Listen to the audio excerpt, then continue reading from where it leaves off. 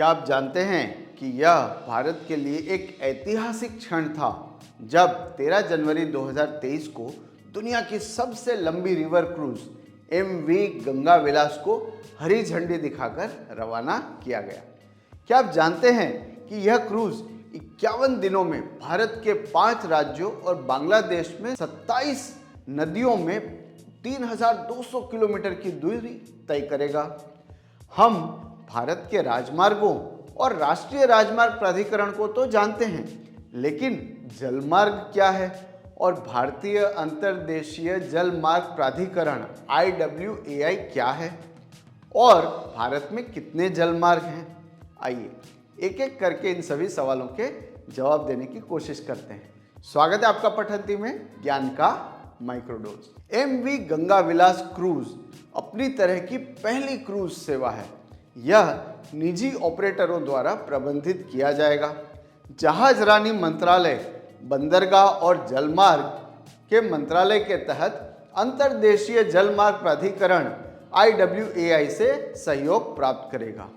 यह गंगा नदी पर राष्ट्रीय जलमार्ग 1 और ब्रह्मपुत्र नदी पर राष्ट्रीय जलमार्ग 2 को जोड़ता हुआ यात्रा करेगा। संपूर्ण स्वदेशी जहाज ने उत्तर प्रदेश के वाराणसी से बांग्लादेश के रास्ते असम के डिब्रूगढ़ की यात्रा की है।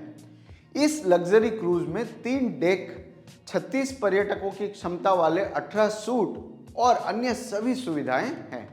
50 पर्यटन स्थलों के दौरे के साथ 51 दिवसीय क्रूज की योजना बनाई गई है। एमवी गंगा विलास के यात्रा कार्यक्रम को ऐतिहासिक, सांस्कृतिक और धार्मिक महत्व के स्थानों पर रुकने के साथ साथ भारत की समृद्ध विरासत को प्रदर्शित करने के लिए तैयार किया गया है। आखिर रिवर क्रूज क्यों? वैश्विक नदी क्रूज बाजार पिछले कुछ वर्षों में लगभग वार्षिक 5% बढ़ रहा है और 2027 तक क्रूज बाजार का लगभग 37% बनने की उम्मीद है।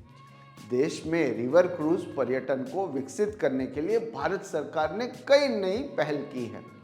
भारत का लक्ष्य क्रूज यात्री यातायात को वर्तमान में 4 लाख से बढ़ाकर 40 लाख करना है।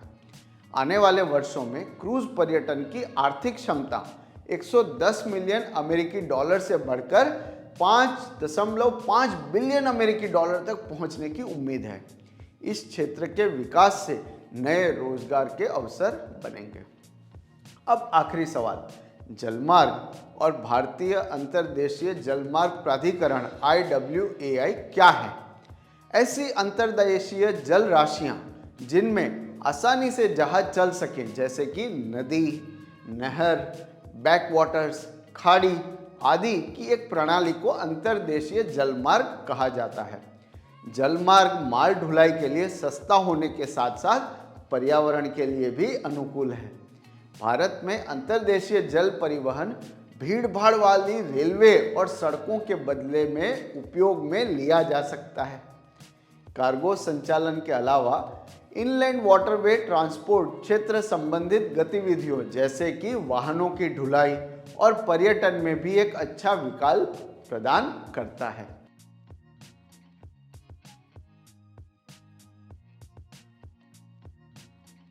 प्रतिवर्ष लगभग 55 मिलियन टन कार्गो अंतर्देशीय जल परिवहन द्वारा ले जाया जा रहा है, जो एक ईंधन कुशल और पर्यावरण अनुकूल कदम है।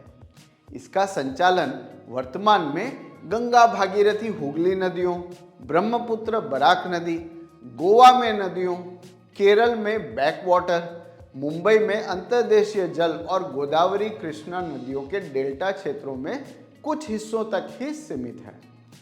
क्या आप जानते हैं कि पश्चिम बंगाल में हल्दिया और यूपी में प्रयागराज के बीच 1620 किलोमीटर की लंबाई वाली गंगा, भागीरथी, हुगली नदी प्रणाली को 1986 में नेशनल वाटरवे 1 घोषित किया गया था। माइक्रोडोज। यह रही भारत के राष्ट्रीय जलमार्गों की एक सूची।